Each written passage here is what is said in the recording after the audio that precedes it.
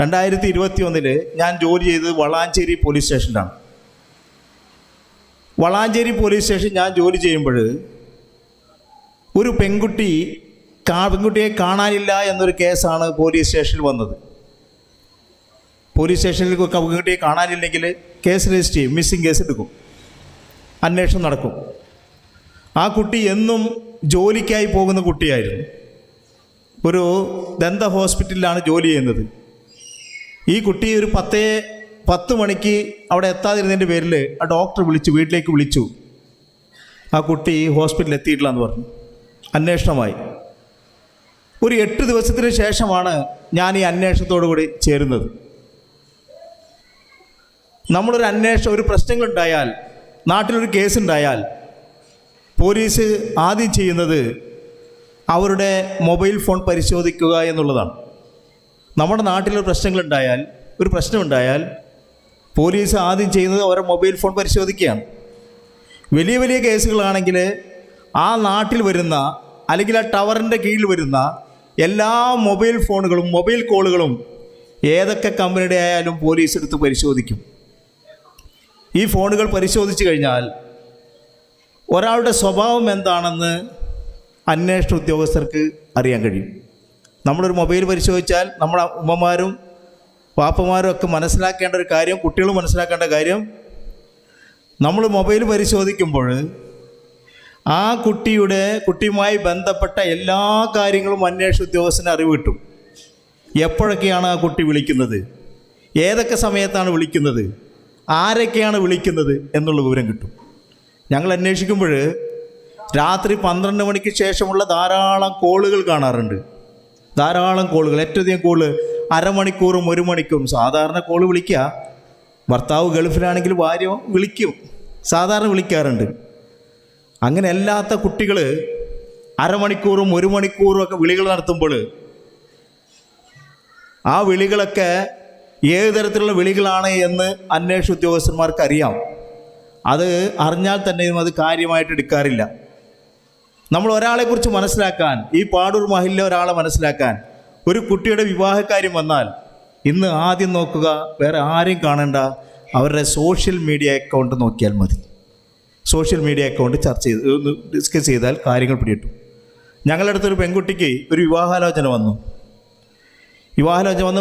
ചെക്കൻ്റെ വീട്ടുകാർ പറഞ്ഞു, ചെക്കൻ വളരെ നല്ലവനാണ്, മദ്യമൊന്നും കഴിക്കുന്നില്ല, അവൻ്റെ നമസ്കാരം നിലനിർത്തി കൊണ്ടുപോകുന്ന ആളാണ്. ഈ പെൺകുട്ടി സിവിൽ സർവീസ് എക്സാമൊക്കെ എഴുതുന്ന ആളാണ്. ഈ കുട്ടി ആ പയ്യൻ്റെ സോഷ്യൽ മീഡിയ അക്കൗണ്ടൊക്കെ ഒന്ന് പരിശോധിച്ചപ്പോഴാണ് ആ ചെക്കന് ഇഷ്ടപ്പെട്ട ഏറ്റവും നല്ല സംഗതി കിങ് ഫിഷറൊക്കെയാണ്, മദ്യമാണ് ഏറ്റവും ഇഷ്ടപ്പെട്ടത്. ആ കുട്ടി വാപ്പയോട് പറഞ്ഞു, വാപ്പ എനിക്ക് എത്ര നല്ല പയ്യനാണെങ്കിലും ആ പയ്യൻ വേണ്ട എന്നാണ്. ഞാൻ നമ്മുടെ സഹോദരന്മാരോടും പറയുന്നത്, ഇന്ന് വിവാഹ സമയത്ത് നമ്മുടെ മക്കളുടെയോ മകൻ്റെയോ സോഷ്യൽ മീഡിയ അക്കൗണ്ട് പരിശോധിച്ചാൽ, ഇൻസ്റ്റാഗ്രാം പരിശോധിച്ചാൽ, അവർ ഫേസ്ബുക്ക് ചെയ്യുന്ന പോസ്റ്റുകൾ പരിശോധിച്ചാൽ ഒരു കുട്ടിയുടെ സ്വഭാവം മനസ്സിലാക്കാൻ കഴിയും. എങ്ങനെയാണ് നമ്മുടെ മകളുടെ വിവാഹം മുടങ്ങിപ്പോകുന്നത്, മകൻ്റെ വിവാഹം മടങ്ങിപ്പോകുന്നത് എന്ന് ആർക്കും അറിയില്ല. എങ്ങനെയാണ് മടങ്ങിപ്പോയെന്ന് അറിയില്ല. അവരിടുന്ന പോസ്റ്റ് നോക്കിയാൽ തന്നെ ആ കുട്ടിയുടെ സ്വഭാവം മനസ്സിലാക്കാൻ കഴിയും എന്നുള്ളത് പറഞ്ഞു. അത് ഞാൻ വേറെ വിശദീകരിച്ച് പറയേണ്ട കാര്യങ്ങളാണ്. ഞാൻ ആ കുട്ടിയെക്കുറിച്ച് സ്വഭാവം, ആ കോൾ ഡീറ്റെയിൽസ് മനസ്സിലാക്കി. കുട്ടി നല്ല കുട്ടിയാണ്. ഒരു 10-20 ദിവസം കഴിഞ്ഞിട്ടും ആ കുട്ടി എവിടെ പോയെന്ന് അറിയില്ല.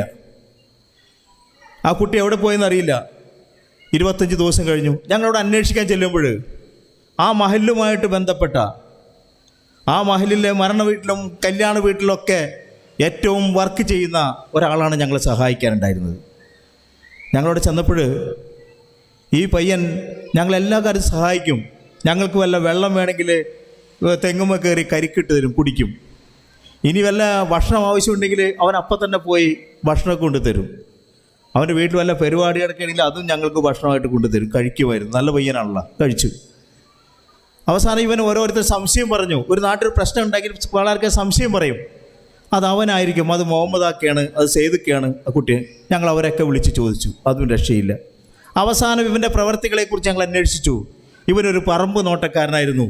ആ പറമ്പ് നോക്കുന്ന ആ സ്ഥലങ്ങളൊക്കെ ഞങ്ങൾ പരിശോധിച്ചപ്പോൾ അവിടെ കുറച്ച് മണ്ണൊക്കെ ഇളകി കിടക്കുന്നതായിട്ട് സംശയം തോന്നി. ഞങ്ങളൊരു JCB വിളിച്ച് നോക്കാൻ നോക്കുമ്പോൾ അവൻ പറഞ്ഞു വേണ്ട വേണ്ട സാറേ നോക്കണ്ട, അവിടെ ഒന്നും പ്രശ്നമില്ല എന്ന് പറഞ്ഞു. അവസാനം ഞങ്ങൾ രണ്ടും കൽപ്പിച്ച് അത് നോക്കാൻ തീരുമാനിച്ചു. അങ്ങനെ അത് നോക്കിയപ്പോഴാണ് 40ാമത്തെ ദിവസമാണ്.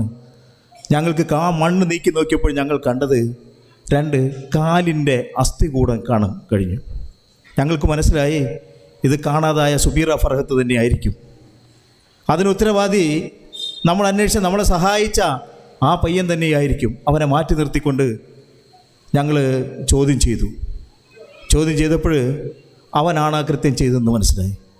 ഞങ്ങൾക്ക് ചെയ്യാനുണ്ടായിരുന്നത് ആകെ ഇൻക്വസ്റ്റ് സമയത്ത് മണ്ണൊക്കെ മാറ്റി ആ കിട്ടാവുന്ന അസ്ഥികൂടങ്ങളൊക്കെ പിറക്കി കൂട്ടിക്കൊണ്ട് ഒരു വെള്ളത്തുണിയിൽ പൊതിഞ്ഞ് ഞങ്ങൾക്ക് ആ വീട്ടിലെത്തിക്കാനേ കഴിഞ്ഞുള്ളൂ.